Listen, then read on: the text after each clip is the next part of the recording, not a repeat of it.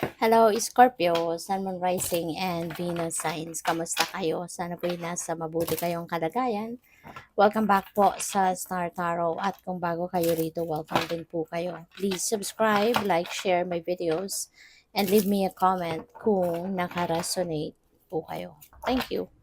First card po ni Scorpio, we have the Nine of Cups. Ayan. So, maganda to, Scorpio, si Nine of Cups. Ano to success energy. May mga successes na maa-achieve kayo sa ngayon. Kaya napakaganda ng itsura niya, 'di ba?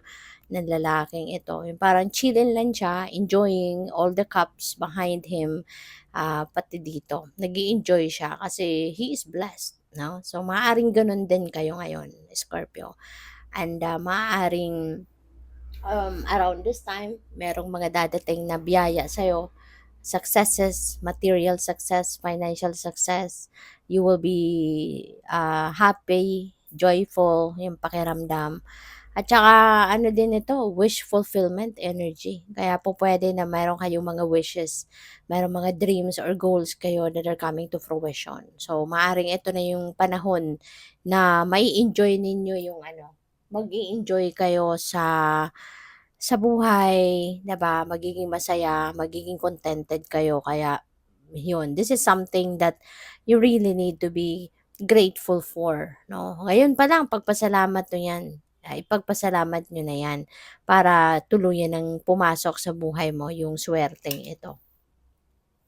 So, we have the King of Wands. Ayan. So, pwede, no, na isa sa mga mangyayari dito para sa inyo kung kayo ay nagtatrabaho na, maaari na aangat, no, paangat na yung inyong posisyon. Pupuwedeng kayo ay mapo-promote into a leadership role kasi, si King of Wands meron siyang leadership quality, kaya maaaring gano'n din kayo, you're embodying the energy of King of Wands sa ngayon na maaaring lalabas ngayon yung inyong leadership potential.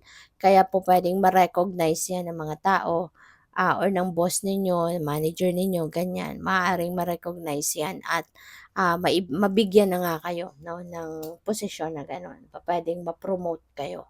So, that's really good.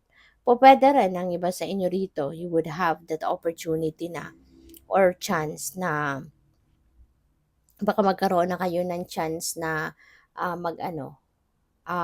magkaroon ng chance na, anong tawag dito, yung, magkaroon ng chance na makilala, makilala kayo, makilala yung galing ninyo, yung mga ganyan. Kaya po puwedeng bigyan kayo ng mas mataas na posisyon. So, we have the Two of Pentacles. Pupuwede na hindi lang iisa yung opportunity na 'to. Maaaring hindi lang iisa yung offer sa'yo, 'no? Pupuwedeng meron kang pagpipilian. Meron ditong mga choices na ilalatag sa'yo siguro yung kumpanyang pinagtatrabahuan mo or pupuwedeng meron pang ibang kumpanya na maaaring interesado din sa serbisyo ninyo, kaya pupuwedeng meron kayong ibang offer, 'no? So yun, maybe you are going to juggle opportunities, kundi hindi trabaho kundi mga oportunidad, 'di ba? So good luck sa'yo. So what else? We have the Three of Pentacles, ayan. So feeling ko dito magiging boss talaga kayo, 'no, Scorpio. Maaaring magiging boss kayo at pupuwedeng marami din ang magiging subordinates mo. You are going to manage siguro a certain department or company or yung institusyon.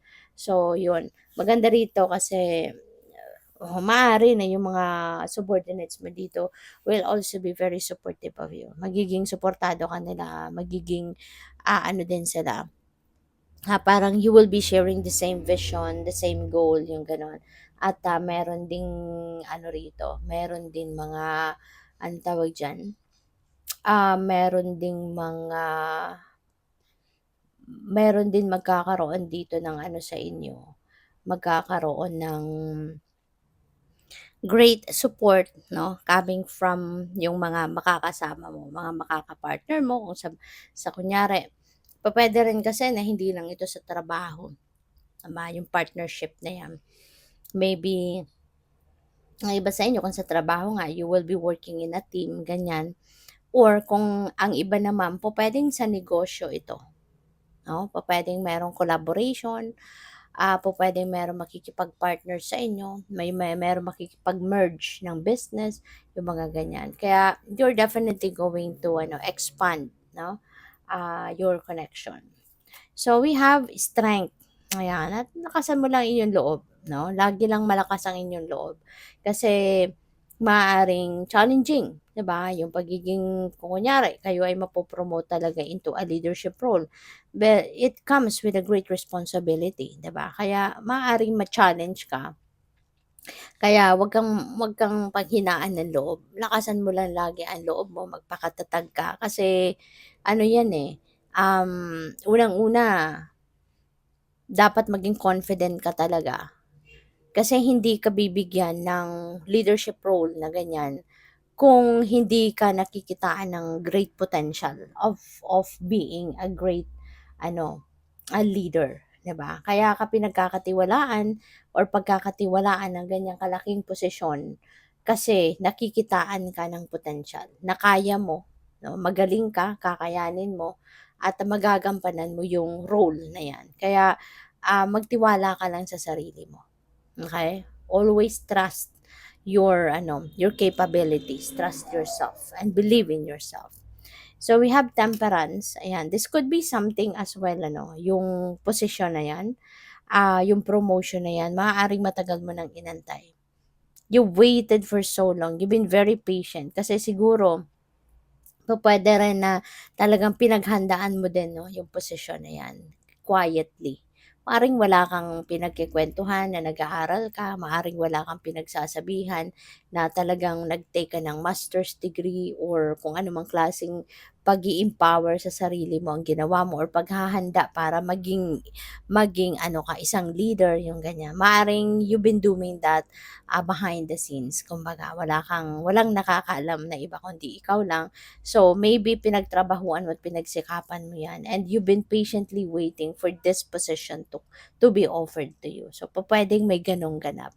Kaya the wait is over, 'no? Maaaring ngayon masasabi mo sa sarili mo na finally the wait is over at talaga ngayon 'no, it's coming to fruition. All the works na ginawa mo, all the preparation that you did para magkaroon ka ng ganitong klaseng posisyon ay maaaring eto na, nagbunga na, 'di ba? So, temperance is also about patience. Yun nga, you've been very patient all this time. And this is also about balance and healing. No? So, siguro from here on, mas magkakaroon ka na din ng peace. Kakaroon na ng kapayapaan sa puso mo, sa dibdib na mo, sa sarili mo. And you will be living peacefully na. Kasi maaring ito, makapangarap mo talaga yan. No? Ngayon, nakamit mo na, kaya masayang-masaya ka na. 'Di ba? So, yun. Good luck sa'yo. Thank you for watching Love and Light. Namaste.